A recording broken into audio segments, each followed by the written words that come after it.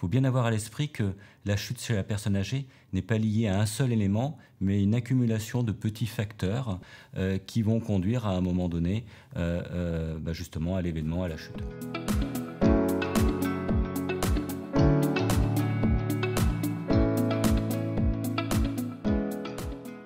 Une des difficultés chez la personne âgée en perte d'autonomie est le risque majoré de chute.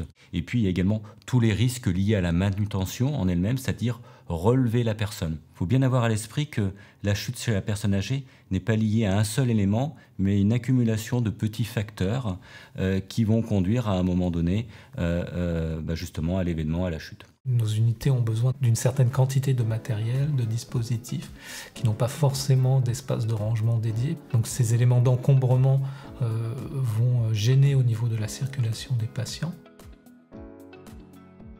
La signalétique est aussi un point important. Beaucoup de nos patients ont beaucoup de mal à se repérer dans des services qui ne sont pas forcément configurés de manière très intuitive aussi, il faut le reconnaître. C'est vrai que pour avoir tourné même personnellement dans les locaux, c'est parfois difficile de s'y retrouver, surtout au début. Donc il y a un double enjeu sur cette signalétique, c'est à la fois de permettre aux patients de se retrouver dans l'unité, mais aussi de permettre aux remplaçants tout simplement de s'y retrouver dans cette unité et de pouvoir s'orienter facilement.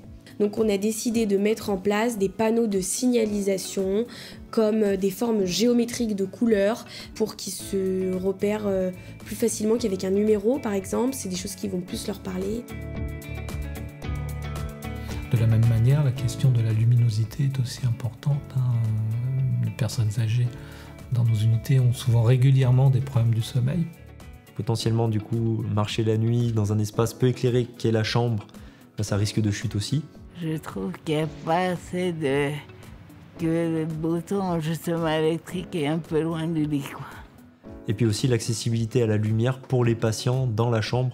La nuit, on a envie de se réveiller, d'aller aux toilettes, je ne sais quoi.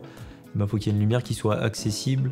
L'idée, ça serait surtout que dans les chambres, de manière individuelle, le patient puisse disposer d'un système de détection qui fait que quand il est amené à se lever de son lit pour un besoin quelconque, à ce moment-là, la lumière s'allume et lui permet d'emblée d'être repéré, d'être assisté dans son déplacement. Au niveau des salles de bain, c'est des choses assez simples. Disons qu'il y a la salle de bain, par exemple, il y aurait des petites modifs à faire quand même. Des points d'appui à rajouter, voilà. Des points qui ont été remontés comme intéressants, c'est la mise en place de barres de maintien pour les douches, les barres de maintien pour se redresser aussi au niveau des toilettes. Donc là, on a vraiment ce double objectif sur ces barres-là, qui est de maintenir l'autonomie de la personne âgée, de prévenir le risque de chute, et aussi de réduire la charge biomécanique pour les professionnels. L'idée, c'est de préserver une autonomie en tenant compte des limitations. C'est-à-dire qu'on n'empêche pas l'autonomie, au contraire, on la sollicite, on la promeut, mais on lui donne des moyens, en fait. Donc l'idée, c'est de pouvoir améliorer et optimiser quelque chose qui est assez simple, finalement, puisque une rambarde, c'est pas un moyen ultra technologique, on est sur quelque chose d'assez pragmatique, de bon sens, mais de l'optimiser, de l'améliorer sur l'ensemble des unités.